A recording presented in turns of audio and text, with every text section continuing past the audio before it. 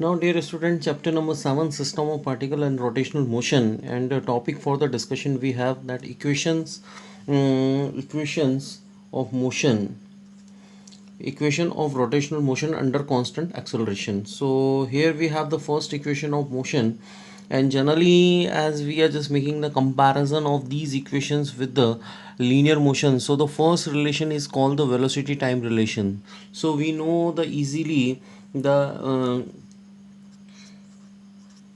the relation between omega and time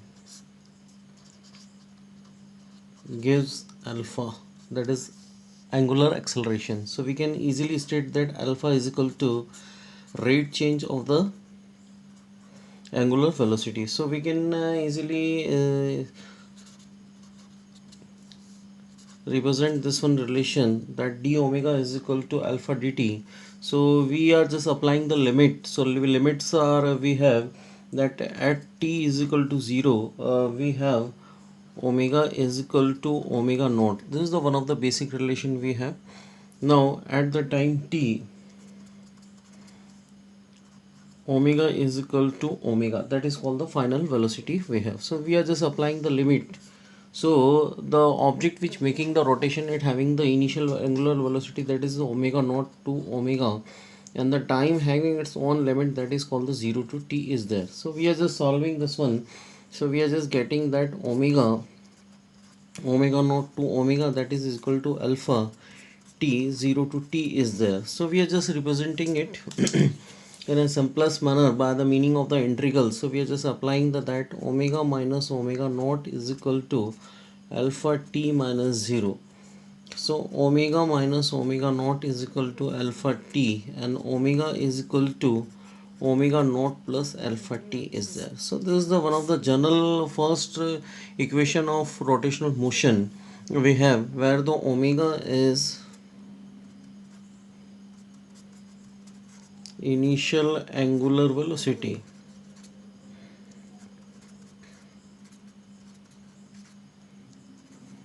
omega naught is the initial angular velocity, omega is final angular velocity.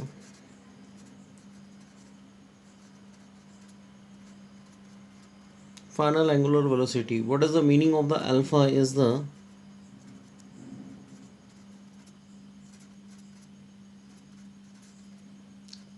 angular acceleration. So this is the first equation of motion we have on behalf of the rotational concept. Now we will discuss the second equation of motion.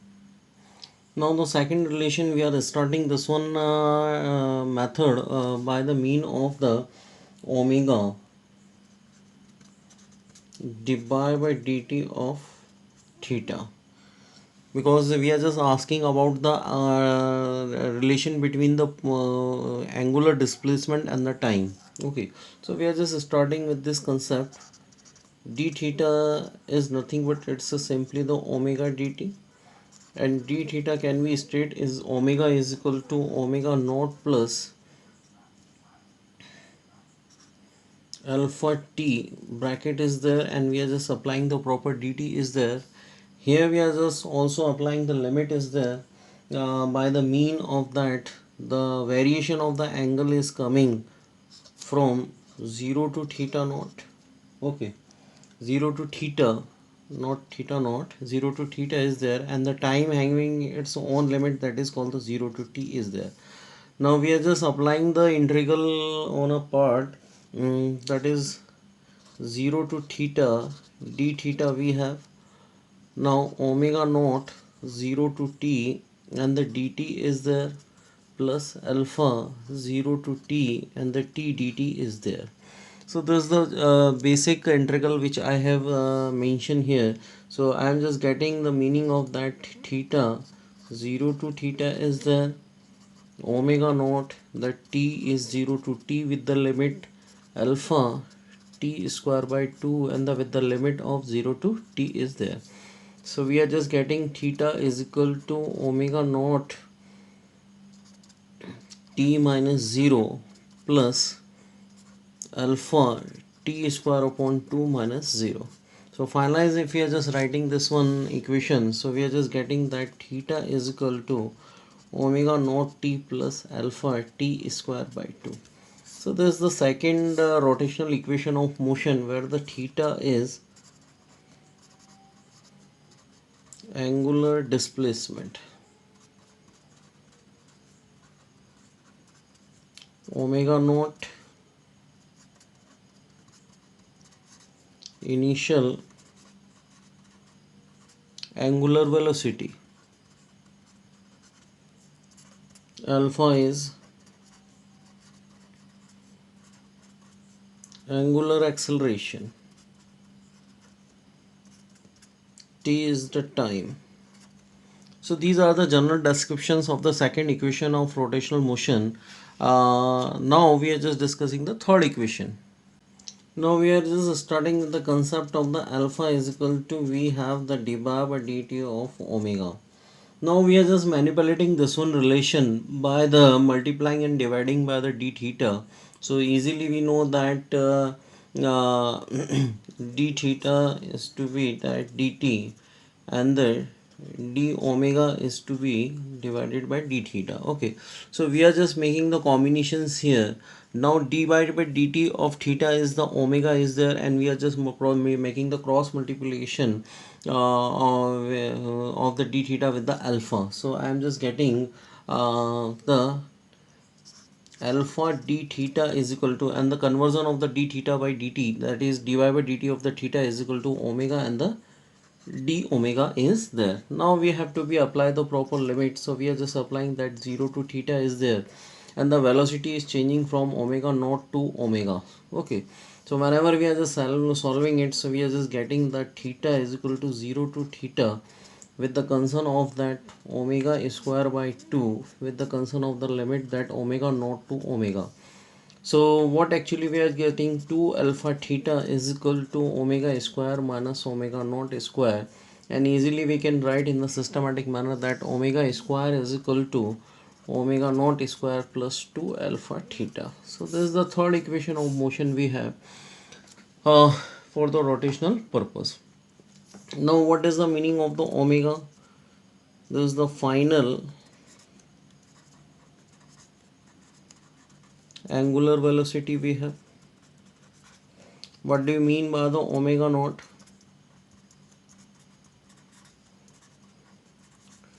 Initial angular velocity we have.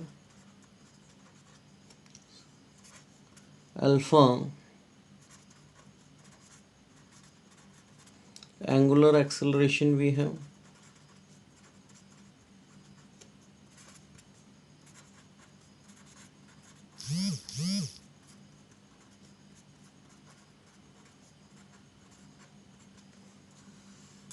So these are the three general equations of rotational motion, and how can we utilize them? So we are just going to be solve a one question. Here we have the solution of the NCERT example number 7.14. The angular speed of a motor wheel is increased from 1200 round per minute. So it's simply a frequency which is given, that number of the revolution per minute, to 3120 round per minute in the 16 second. Okay, so here we can assume the simplest meaning, that is initial frequency, that is nu naught, and the final frequency is the nu, and this frequency will change into the concern of a 16 second. So what is the meaning of the angular acceleration we have? Now how many revolution does the engine make during this time? So how can we assess it? So we are just applying the formula one by one. So find out the angular acceleration. So we can use the simplest equation, that is first equation of motion. So we are just using omega is equal to omega naught plus alpha t, and we have to be find out the meaning of the angular acceleration. So I am just applying this one formula. So this is the one of the basic formula which I have written that for you. Now omega can be state, omega generally we are just referring, that is equal to 2 by pi t, and t is one of the frequency. So I am just writing that the formula in the part of that 2 pi nu. Okay, So here just I am just making the initial angular speed with the concern of the initial angular frequency. Okay, now this comes in the part of that 1200 round per minute. Okay, so we will solve this one fraction. So whenever we are just solving this one fraction, so it comes in the part of that omega naught, that is with the concern of that 40 pi radian per second. This is the one of the that conversion which we have done, and same how we have the meaning of the omega. So I am just making the conversion of that part, or just I am just solving omega is equal to 2 pi into 3120 round per minute. That means we are just converting into the second. So it implies that with the solution that it comes that near about 104 pi radian per second. Okay, so this is the simplest version we have. Now we have all the values. Now we are just putting them in the formula. So I am just getting that alpha is equal to 104 pi minus 40 pi is to be divided by 16. So whenever I am just solving it, so it comes about that 4 pi radian per second square. So this is the one of the representation of the answer we have. Now we have to be discuss the second portion, that how many revolution does the engine makes during this time. So how much displacement is there for a wheel. So first we want to calculate this one.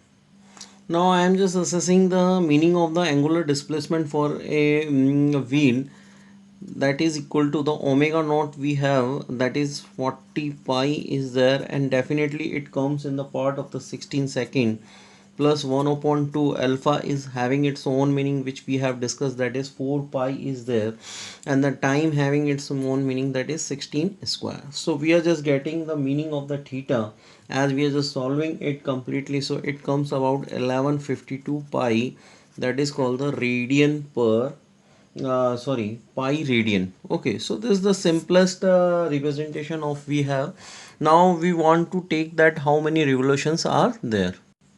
Suppose we are just applying the simplest formula, theta is equal to 2 pi into n. So I am just separating the meaning of the n, that is equal to theta upon 2 pi. So we have discussed the meaning of the theta is there with the 152 pi radian is to be divided by 2 pi radian we have. Okay, so number don't have the unit, so radian to radian cancel, so this to this cancel, so we are just getting it comes about that 576. These are the revolution. Okay,